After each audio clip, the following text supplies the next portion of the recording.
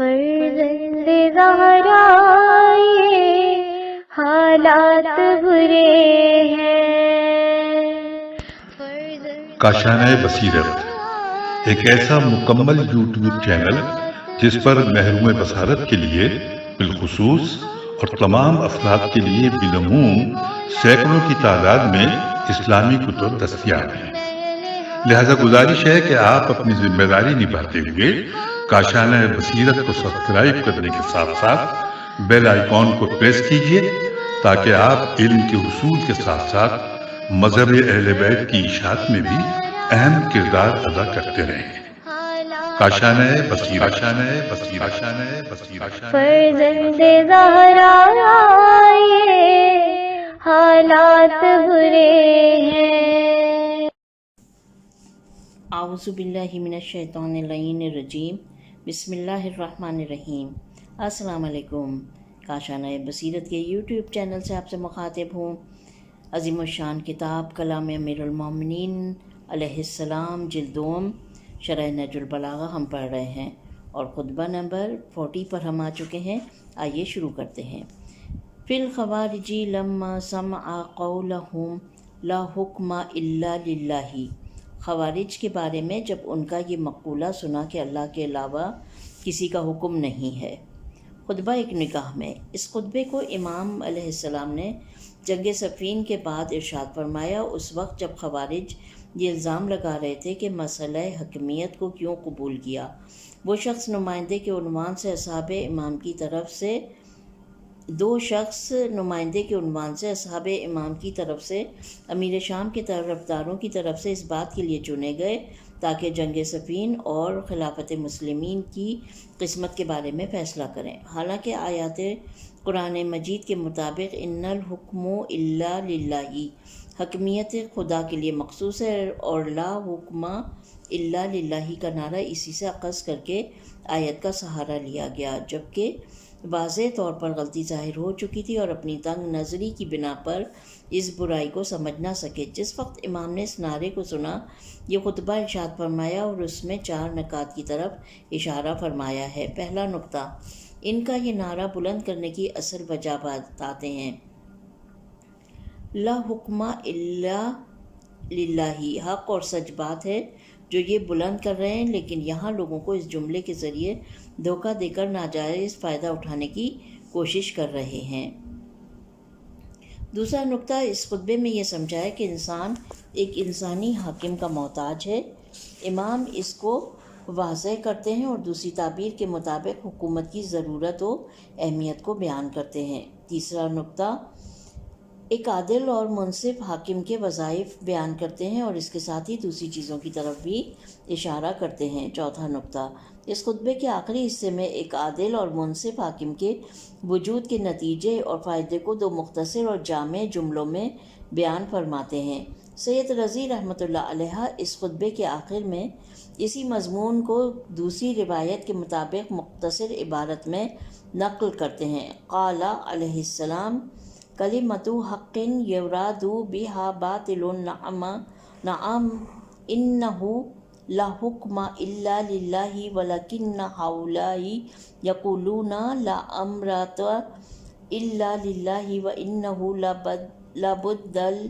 لابد للناس من امیر بر او فاجر یعمل فی امراتہ المؤمن وَيَسْتَمْتِعُ فِيهَا الْكَافِرِ وَيُبَلِّغُ فِيهَا الْأَجَلَ وَيُجْمَعُ بِهِ الْفَيْءُ وَيُقَاتِلُ بِهِ الْعَدُوُّ وَتَأْمَنُ بِهِ السُّبُلُ وَيُؤْخَذُ بِهِ لِلضَّعِيفِ مِنَ الْقَوِيِّ حَتَّى يَسْتَرِيحَ بَرٌّ وَيُسْتَرَاحَ مِنْ فاجر۔ وفی روایت اخذی انہ لما سمع تحکیمہم قال حکم اللہ ان تزیروا فیکم، وقال اما الامرۃ البرۃ فیعمل فیہا التقی، واما الامرۃ الفاجرۃ فیتمتع فیہا الشقی الی ان تنقطع مدتہ وتدرکہ منیتہ۔ یہ ایک ترجمہ، یہ ایک کلمہ حق ہے جس سے باطل معنی مراد لیے گئے ہیں۔ بے شک حکم صرف اللہ کا ہے، لیکن ان لوگوں کا کہنا ہے کہ حکومت اور امارت بھی صرف اللہ کے لیے ہے، حالانکہ کھلی ہوئی بات ہے کہ نظام انسانیت کے لیے ایک حاکم کا ہونا بہرحال ضروری ہے، چاہے نیک کردار ہو یا فاسق، کیونکہ حکومت کے زیر سایہ ہی مومن کو کام کرنے کا موقع مل سکتا ہے اور کافر بھی مزے اڑا سکتا ہے، اور اللہ ہر چیز کو اس کی آخری حد تک پہنچا دیتا ہے، اور مال غنیمت و اخراج وغیرہ جمع کیا جاتا ہے، اور دشمنوں سے جنگ کی جاتی ہے، اور راستوں کا تحفظ کیا جاتا ہے، اور طاقتور سے کمزور کا حق لیا جاتا ہے، تاکہ نیک کردار انسان کو راحت ملے اور بد کردار انسان سے نجات ملے۔ ایک روایت میں ہے کہ جب آپ کو تحکیم کی اطلاع ملی تو آپ نے فرمایا میں تمہارے بارے میں حکم خدا کا انتظار کر رہا ہوں۔ پھر فرمایا حکومت نیک ہوتی ہے تو متقی کو کام کرنے کا موقع ملتا ہے، اور حاکم فاسق و فاجر ہوتا ہے تو بدبختوں کو مزہ اڑانے کا موقع ملتا ہے، یہاں تک کہ اس کی مدت تمام ہو جائے اور موت اسے اپنی گرفت میں لے لے۔ شرح و تفسیر۔ حضرت امام علی علیہ السلام نے اس خطبے کے پہلے حصے میں لا حکم الی اللہ کے نعرے کی طرف اشارہ کرتے ہوئے فرمایا، یہ بات حق ہے جس کے غلط و باطل معنی لیے گئے ہیں، یا دوسری تعبیر کے مطابق ایسی حق بات ہے کہ انہوں نے اس کے اصل مفہوم میں تحریف کر دی ہے اور گمراہی کے راستے پر گامزن ہوئے۔ کلمۃ حق یراد بہا باطل۔ اس کے بعد اس بات کی وضاحت میں مختصر اور جامع جملہ بیان فرماتے ہیں اور فرماتے ہیں نعم انہ لا حکم الا للہ ولکن ہؤلاء یقولون لا امرۃ الا للہ۔ جی ہاں، حکم مخصوص سے خدا جل شانہ کے لیے ہے، لیکن یہ گروہ کہتا ہے کہ لوگوں پر امارت اور حکمرانی کرنا صرف ذات خدا سے مخصوص ہے۔ خوارج کی بڑی غلطی یہی تھی کہ وہ ان الحکم الا للہ کے نعرے کی، جو کہ قرآن سے لیا گیا تھا، یوں تفسیر کرتے تھے کہ ہر طرح کی حکمیت و فیصلہ سازی اور حاکمیت یعنی لوگوں پر حکمرانی کرنا خدا سے مخصوص ہے۔ اسی وجہ سے انہوں نے حکمیت کے مسئلے سے اختلاف کیا اور اس کو ایک قسم کا شرک شمار کیا، اس لیے کہ غیر خدا کے لیے حکومت و فیصلے کا حق قرار دیا گیا ہے۔ یہ بات واضح ہے کہ اگر حکمیت اور فیصلہ مخصوص خدا ہو تو لوگوں کے درمیان حاکم بھی خدا ہو۔ اس بنا پر حکومت کی حقیقت ختم ہو جانی چاہیے اور آج کی تعبیر کے مطابق انارکی اور لا قانونیت اس کی جگہ لے لے اور حکومتیں اور عدالتیں بھی لوگوں کے درمیان سے اٹھا لی جائیں، اس لیے کہ ان محکموں میں فیصلہ کرنے والے افراد انسان ہیں، خدا نہیں۔ وہ چاہتے تھے کہ اپنی سوچ کے مطابق توحید حاکمیت اللہ کو زندہ کریں اور شرک سے نجات پائیں، لیکن اپنی نادانی، جہالت اور تعصب کی وجہ سے انسانی معاشرے کو بد نظمی میں مبتلا کر دیا، عدل و انصاف سے دور کر دیا، چھوٹے چھوٹے توہمات کا شکار ہو گئے کہ لفظ توحید کے لیے عدل و انصاف کی حکمرانی سے انکار کیا۔ لیکن انہوں نے دیکھا کہ ہر گروہ کے لیے حکومت اور سرپرستی لازم ہے تو اپنے باطل توہمات پر باقی رہے، کسی بھی صورت میں وہ اپنے جہل اور نادانی اور تنگ نظری سے باز نہ آئے۔ لیکن خوش بختی سے ان میں ایک عظیم گروہ امام کے بیدار کرنے والے فرامین کی وجہ سے جنگ نہروان کے میدان میں خواب غفلت سے بیدار ہوا اور توبہ کی اور اپنے افکار کی بے وقتی کو سمجھ گئے۔ بہرحال امام اس خطبے میں اس نقطے پر تاکید کرتے ہیں کہ بغیر کسی شک کے حاکم اور قانون نافذ کرنے والا ہی شریعت اور احکام خدا کو اصل حالت میں نافذ کرنے والا ہوتا ہے، یہاں تک کہ لوگوں پر حاکمیت اور فیصلے کی اجازت بھی اسی سے صادر ہوتی ہے، لیکن اس معنی میں نہیں کہ خدا بند از خود عدالت میں حاضر ہو اور لوگوں کے درمیان فیصلہ کرے، لوگوں کے اوپر حکومت کے کام کو اپنے ہاتھ میں لے اور مثال کے طور پر صدر، بادشاہ اور وزیر اعلیٰ گورنر کا کام کرے، یا اپنے فرشتوں کو آسمانوں سے اس کام کے لیے مبعوث کرے۔ یہ بات لغو اور غیر منطقی ہے کہ ہر وہ شخص جو تھوڑا سا بھی شعور رکھتا ہو اس کو اپنی زبان پر جاری نہیں کرتا، لیکن افسوس کہ ضدی اور نادان خوارج اس بات کے طرفدار تھے اور اسی وجہ سے حضرت علی علیہ السلام کی مخالفت کی اور کہا کہ مسئلہ حکمیت کو کیوں قبول کیا۔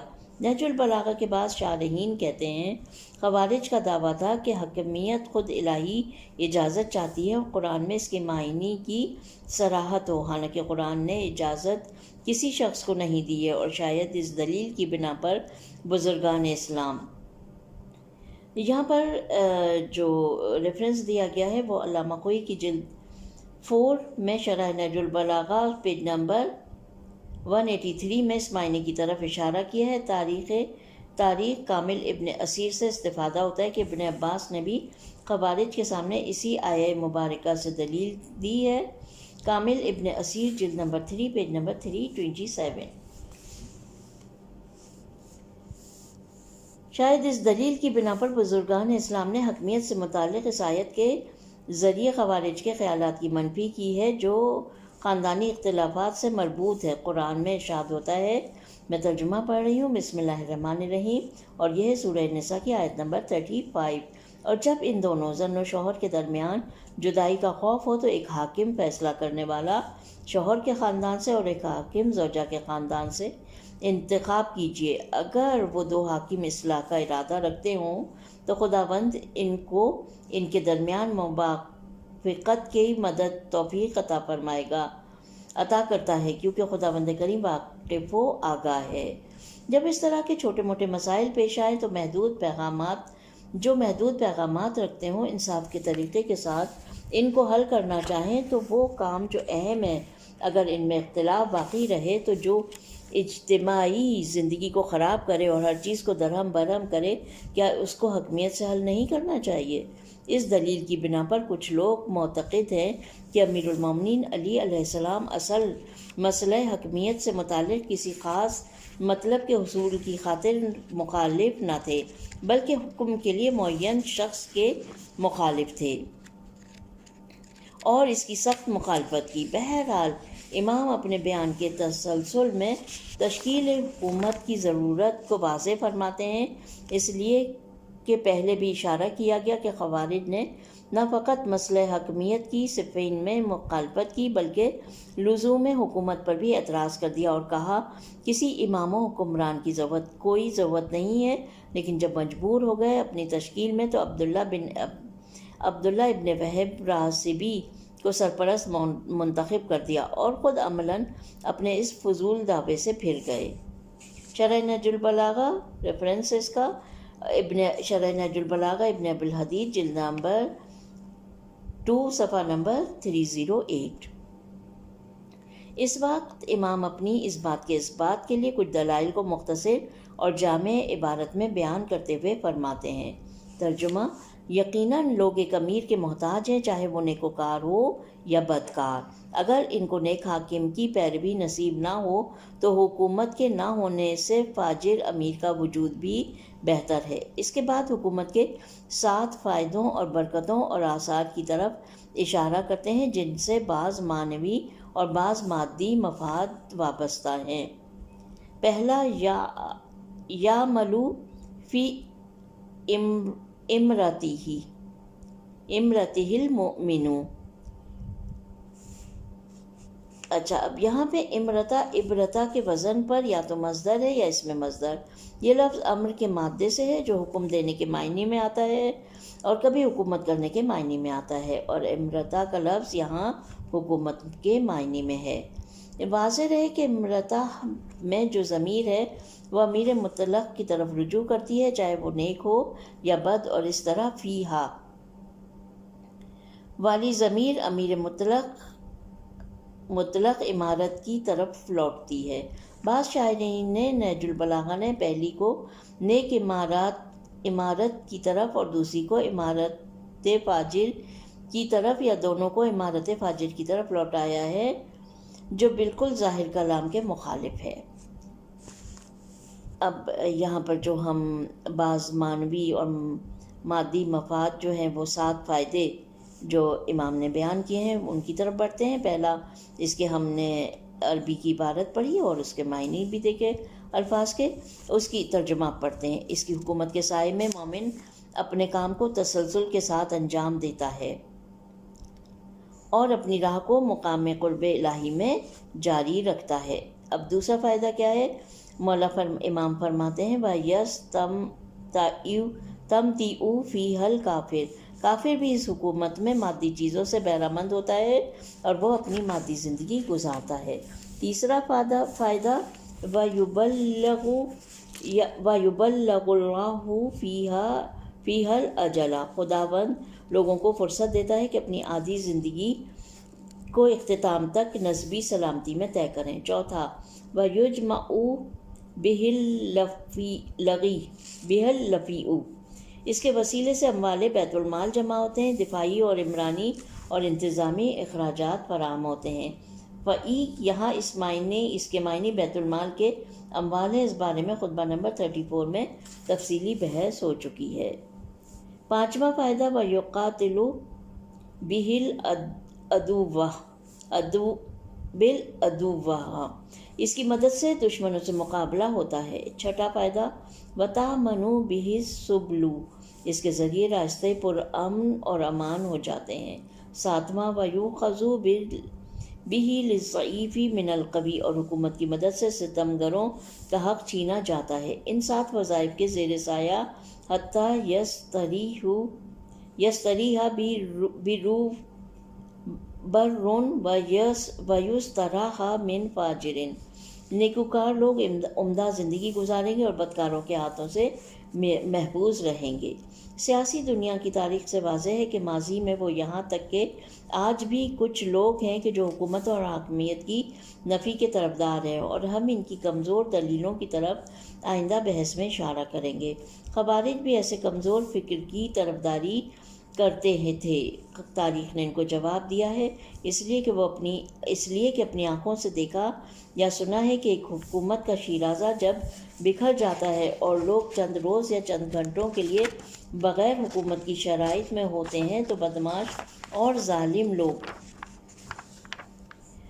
جو ہر جگہ ہوتے ہیں لوگوں کے اموال اور ناموس پر حملہ کر دیتے ہیں، دکانوں اور تجارت کو فوراً لوٹ لیتے ہیں، ناموس تجاوز کا شکار ہوتی ہیں اور بے گناہوں کا خون بہایا جاتا ہے، راستے بے امن ہو جاتے ہیں اور تمام مثبت اجتماعی سرگرمیاں رک جاتی ہیں۔ دشمن ہر طرف سے اس ملک پر حملہ کرتے ہیں، بیت المال لوٹ لیا جاتا ہے، نہ مومن امان میں ہوتا ہے نہ کافر۔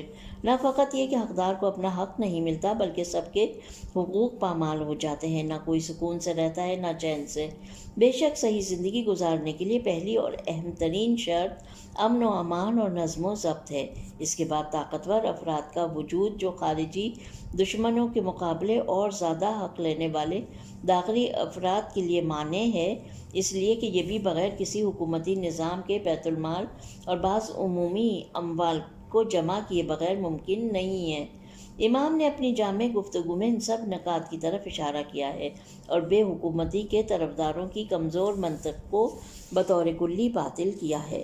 سوال، یہاں پر ایک سوال ابھرتا ہے کہ اوپر والے 7 وظائف کی انجام دہی عادل، صالح اور نیک حاکم سے تو مسلم ہے، لیکن آیا امیر فاجر و ظالم بھی ان وظائف کو انجام دے سکتا ہے؟ جبکہ کلام امام میں یہ وظائف دونوں کے لیے بیان کیے گئے ہیں، ایسا ظاہر ہوتا ہے کہ دونوں ان کے بجا لانے کی طاقت رکھتے ہیں۔ جواب، اس سوال کے جواب میں اس نقطے کی طرف توجہ دینی چاہیے کہ امیر عادل و نیکوکار یقیناً ان وظائف کو انجام دے گا، لیکن فاجر بطور کامل تو نہیں، لیکن نسبتاً جی ہاں یہ کام انجام دے سکتا ہے، کیونکہ وہ اپنی حکومت قائم رکھنے کے لیے اس کے علاوہ کوئی چارہ نہیں رکھتا کہ نظم کی رعایت کرے، خارجی دشمنوں سے مقابلہ کرے، راستوں کو پرامن بنائے اور نسبت کے اعتبار سے ظالموں کے ظلم کو ختم کرے، اگرچہ وہ خود ظالموں میں سے ایک ظالم ہے۔ بصورت دیگر لوگ اس کے خلاف کھڑے ہو جائیں گے اور دشمن اس پر مسلط ہو جائیں گے اور اس کی حکومت فوراً ختم ہو جائے گی۔ اس بنا پر اکثر ظالم حکومتیں بھی کوشش کرتی ہیں کہ مذکورہ 7 امور کی کسی حد تک رعایت کریں، اور جو کچھ اوپر کہا گیا اس سے یہ نتیجہ بخوبی نکالا جا سکتا ہے کہ جو حکومت بھی مذکورہ امور میں سستی کرتی ہے حقیقت میں وہ اپنے وجودی فلسفے کو بھلا چکی ہوتی ہے۔ سوال: مذکورہ عبارت میں امام نے کیوں مومن و کافر کے درمیان فرق رکھا ہے؟ مومن کے بارے میں فرماتے ہیں یعملو اور کافر کے بارے میں فرماتے ہیں یستمتعو۔ جواب: اس سوال کا جواب یہ ہے کہ مومن کا ہدف دنیاوی زندگی میں وسائل سے زیادہ لطف اندوز ہونا نہیں ہے، بلکہ اس کا اصل ہدف رضائے خدا اور خوشنودی خدا کو حاصل کرنا ہے، اور اگر وہ زندگی کے مزے لوٹ بھی رہا ہے تو اس کی اصلی نہیں بلکہ طبعی ضرورت ہے، جبکہ کافر و بے ایمان شخص نہ فقط یہ کہ رضائے خدا کی قربت کی کوشش نہیں کرتا بلکہ فقط وہ یہ چاہتا ہے کہ جتنا ہو سکے مادی وسائل سے فائدہ اٹھائے، چاہے وہ حرام طریقے سے ہی کیوں نہ ہو۔ اس لیے امام فرماتے ہیں تشکیل حکومت سے ہر ایک اپنے ہدف کو پا لیتا ہے، اس صورت میں کہ اگر حکومت ہی نہ ہو سب چیزیں ختم ہو جائیں گی، نہ مومن عمل خالص انجام دے سکتا ہے اور نہ کافر آرام والی زندگی گزار سکتا ہے۔ یہ گفتگو مذکورہ گفتگو سے تھوڑی مختلف ہے۔ فرماتے ہیں کہ امام علیہ السلام نے جس وقت ان کی تحکیم حکم الا للہ کے بارے میں سنا تو فرمایا حکم اللہ انتظروا فیکم، جی ہاں میں تمہارے بارے میں حکم الہی کے انتظار میں ہوں۔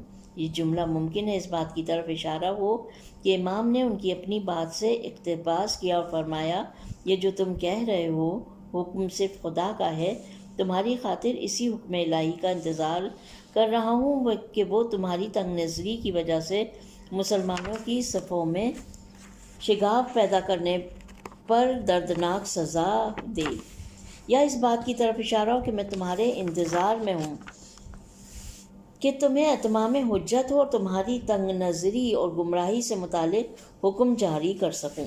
مرحوم سید رضی کہتے ہیں کہ اس روایت کے مطابق امام فرماتے ہیں ترجمہ: نیک حاکم کی حکومت میں پرہیزگار شخص اپنے وظیفے کو صحیح طریقے سے انجام دیتا ہے، اور بدکار حاکم کی حکومت میں ظالم اور بدبخت شخص فائدہ اٹھاتا ہے یہاں تک کہ وہ وقت آ پہنچے اور موت آئے۔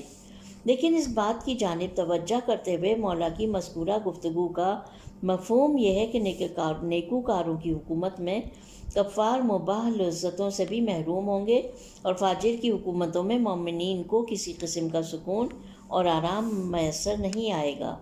یہ اس مقصد کے خلاف ہے کہ جس کی خاطر یہ خطبہ بیان ہوا کہ حکومت بہر صورت ضروری ہے۔ پہلی روایت صحیح تر اور دقیق تر ہے۔ شرح نہج البلاغہ ابن ابی الحدید میں ایک مطلب آیا ہے جو پہلے جملے حکم اللہ انتظروا فیکم کے مطلب کو واضح کرنے میں بہت اچھا معاون ہے، اور وہ یہ ہے کہ جس وقت حضرت علی علیہ السلام صفین سے پلٹے اور کوفہ آئے، خوارج ہرورہ صحرا جو کوفہ کے نزدیک ہے میں جمع ہوئے اور یک کے بعد دیگرے امام کے پاس آئے اور نامناسب الفاظ کہے اور واپس لوٹے۔ اس وقت ان میں سے ایک خدمت امام علیہ السلام میں مسجد میں آیا اور اس حال میں کہ حضرت کے گرد لوگ جمع تھے، اس نے فریاد کی لا حکم الا للہ ولو کریہ المشرکون، اور اس تعبیر سے اصحاب حضرت علیہ السلام پر شرک کا الزام لگایا۔ سب لوگوں نے اس کی طرف دیکھا اور پھر فریاد کی لا حکم الا للہ ولو کریہ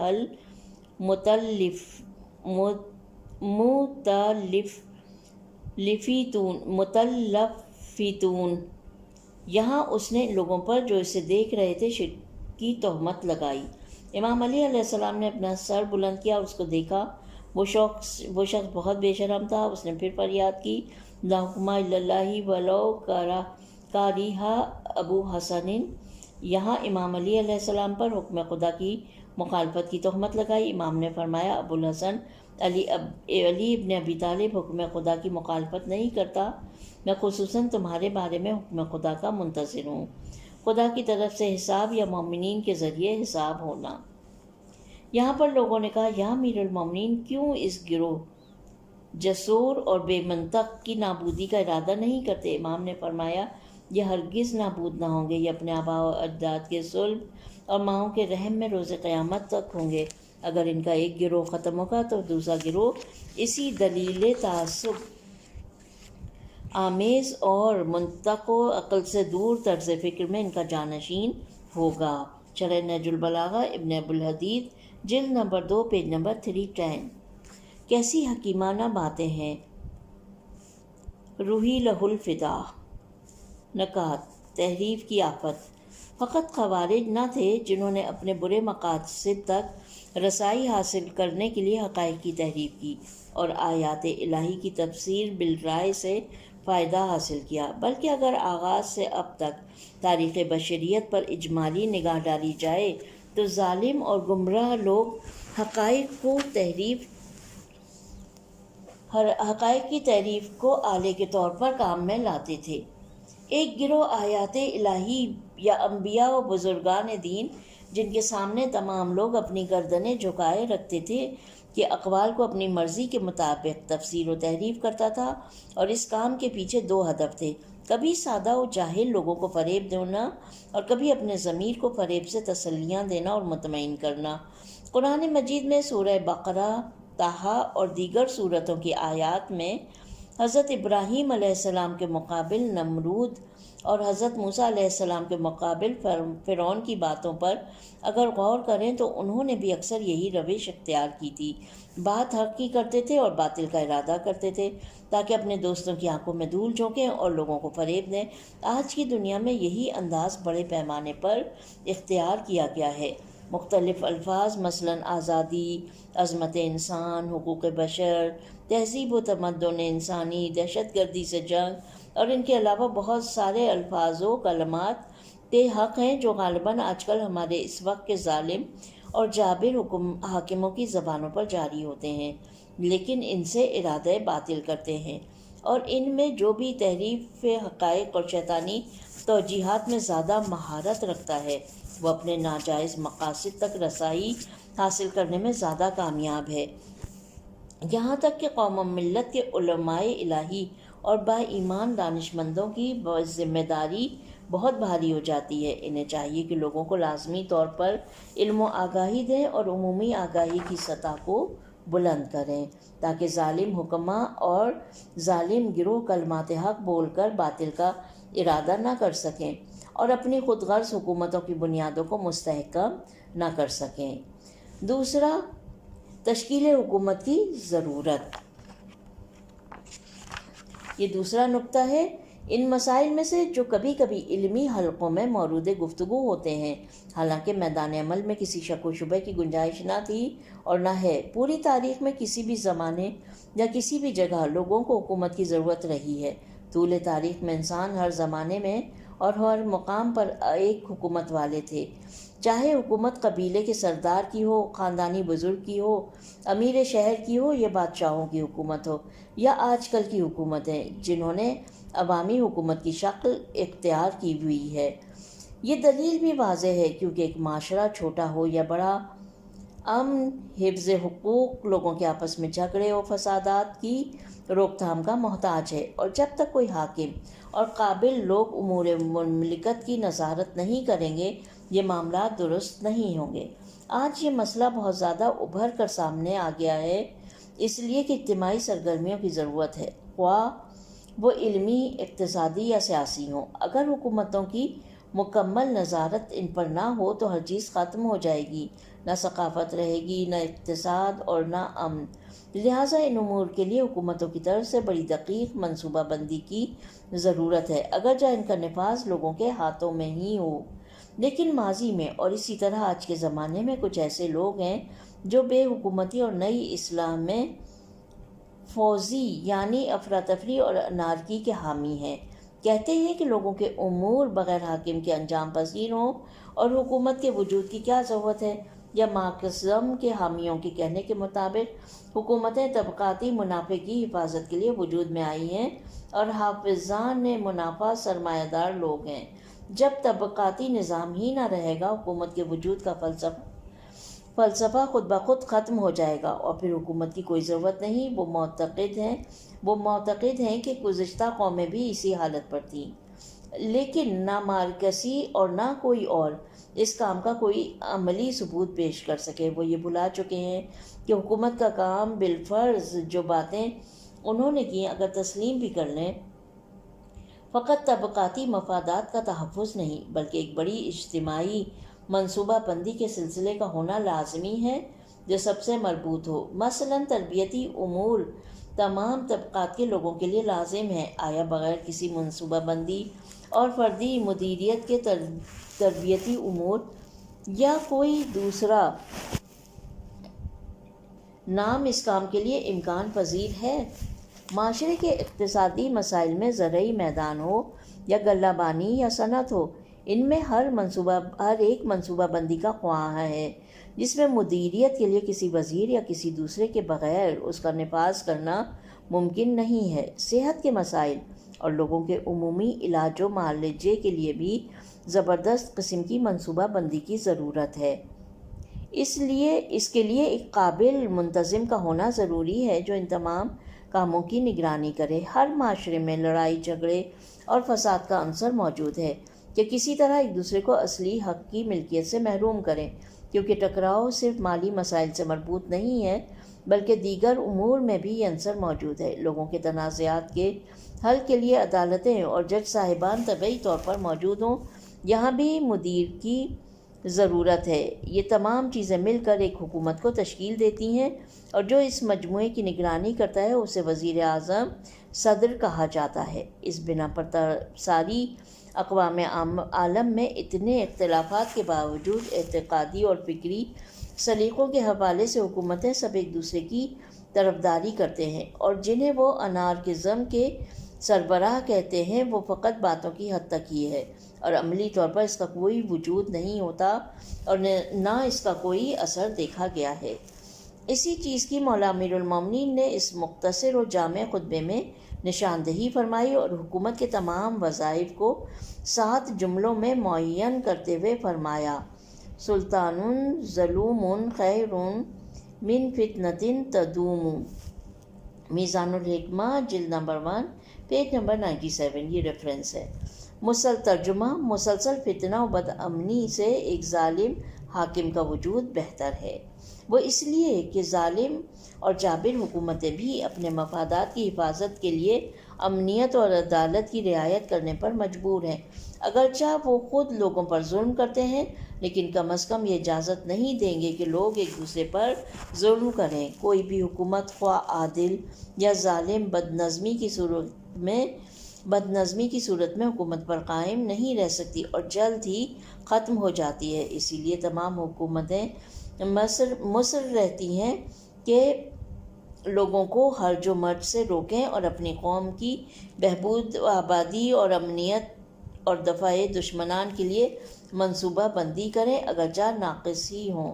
اس سلسلے میں ایک معروف حدیث الملک یبقی مع الکفر ولا یبقی مع الظلم، حکومت کفر کے ساتھ تو باقی رہ سکتی ہے مگر ظلم کے ساتھ باقی نہیں رہ سکتی۔ ممکن ہے یہ بھی ایک اشارہ ہو اس مذکورہ معنی کی طرف یا کم از کم اس معنی کی ایک تفسیر ہو۔ ابن ابی الحدید کی غلطی۔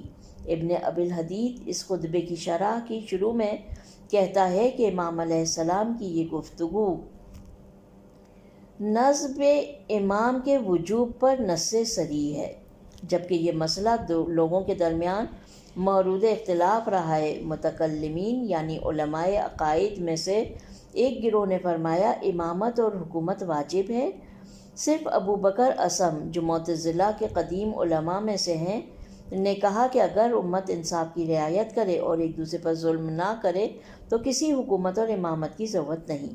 ابن ابی الحدید اس کے بعد کہتا ہے کہ حقیقت میں ابو بکر اصم کی بات میں باقی افراد کی مخالفت نہیں ہے، اس لیے کہ حکومت کے بغیر عدالت کی رعایت، اس کا نفاذ ایک فرضی شے ہے جس کا ظاہر میں کوئی وجود نہیں پایا جاتا۔ موصوف بات کو جاری رکھتے ہوئے کہتا ہے کہ ظاہراً خطبے میں امام کی گفتگو ایک ایسی چیز کی مانند ہے جو علماء معتزلہ کا نظریہ ہے۔ وہ کہتے ہیں کہ امامت کے معنی دنیاوی مصلحتوں کے پیش نظر مکلفین پر حکومت کرنا عقلی طور پر واجب ہے اور وہ امور جو امام نے اس خطبے میں جن کی طرف اشارہ کیا ہے وہ سب مسائل دینوی سے ہیں۔ پھر اس کے بعد وہ خود اپنے اوپر اعتراض کرتے ہوئے کہتا ہے کہ تم کہتے ہو تمام علماء اسلام معتقد ہیں کہ نصب امام واجب اور لازم ہے۔ ایک گروہ کہتا ہے کہ امام کا نصب کرنا خدا پر لازم ہے، اور ایک گروہ اسے امت کی ذمہ داری سمجھتا ہے۔ تو امیر المومنین اس خطبے میں کس طرح خوارج سے نقل کرتے ہیں کہ وہ نصب امیر کو لازم نہیں سمجھتے تھے۔ اس کے بعد وہ جواب دیتے ہوئے کہتا ہے کہ خوارج نے ابتدائی دنوں میں ایسی باتیں کی تھیں اور وہ اس پر اعتقاد بھی رکھتے تھے کہ امام کے وجود کی ضرورت نہیں ہے، لیکن بعد میں وہ لوگ اس عقیدے سے پھر گئے اور عبداللہ ابن وہب راسبی کو امام اور امیر کے طور پر چن لیا۔ شرح نہج البلاغہ ابن ابی الحدید جلد نمبر 2 پیج نمبر 37، یہ ریفرنس ہے۔ ابن ابی الحدید نے یہاں جو غلطی کی ہے وہ 7 امور ہیں جنہیں مولا علی علیہ السلام نے امیر اور رہنما کے چناؤ کے لیے معین فرمایا تھا، لیکن ابن ابی الحدید نے انہیں مادی مصلحتوں کے لیے کافی سمجھا ہے، یعنی کہ یعملو فی امرۃ المؤمن کا جملہ معنوی مسائل سے تعلق رکھتا ہے، اس لیے کہ مومن کا عمل خدائی افعال سے تعلق رکھتا ہے۔ بہرحال بالفرض کہ یہ سارے امور مادی مسائل سے تعلق رکھتے ہیں، پھر بھی امام معصوم کا فرمان لوگوں پر امارت و حکومت کے عنوان سے تعلق رکھتا ہے، جو امام معصوم کے وجود کے عناصر میں سے ایک ہے، اس لیے کہ مکتب اہل بیت کے علماء اور متکلمین کے عقیدے کے مطابق امام وہ ہستی ہے جو امور دین و دنیا پر حاکم ہے اور راہ خدا کی طرف ہدایت کرتا ہے، تفسیر قرآن اور دین کے احکام کو بیان کرنے والا ہے، اس کے اعمال و اقوال اللہ کی طرف سے قطعی سند شمارے ہوتے ہیں اور اسی دلیل کی بنا پر اس کا معصوم ہونا ثابت ہے، اور یہ واضح ہے کہ معصوم کو خدا کے سوا کوئی نہیں جان سکتا، اور اسی وجہ سے معتقد ہیں کہ امام کا معین کرنا خداوند متعال کی ذمہ داری ہے۔ شارحین نہج البلاغہ کی ایک جماعت نے ابن ابی الحدید کی باتوں کا ایسے جواب دیا ہے کہ یہ خطبہ مسئلہ نصب امیر سے تعلق رکھتا ہے اور خدا کی طرف سے نصب امام سے کوئی ربط نہیں، اور اسی لیے فرماتے ہیں کہ ہم جانتے ہیں کہ فاجر امیر امام نہیں ہو سکتا، لیکن واضح ترین جواب وہی ہے جو ہم نے ذکر کیا ہے کہ امارت امام کی ذمہ داریوں میں سے ایک ہے۔ اس بات پر گواہ وہ نظریہ ہے جو ہمارے عقائد کی کتب میں مسائل دنیاوی کی خاطر نصب امام کے واجب ہونے کے سلسلے میں بیان کرتے وقت اور اس خطبے میں مذکور ہے۔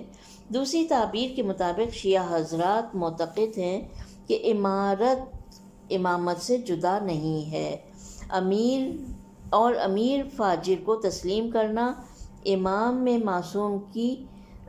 معصوم تک دسترسی نہ ہونے کی بنا پر ہے، نہ کہ بعنوان ہدف و مطلوب اصلی۔ یہاں پر خطبہ ختم ہو جاتا ہے اور پروردگار عالم سے یہ دعا ہے کہ بار الہ ہمیں ان امور کو سمجھنے کی توفیق عطا فرما اور ہماری اس کوشش کو، ہماری اس کاوش کو اپنی بارگاہ میں قبول فرما۔ ربنا تقبل منا انک انت السمیع العلیم۔ اپنا بہت خیال رکھیے۔ خدا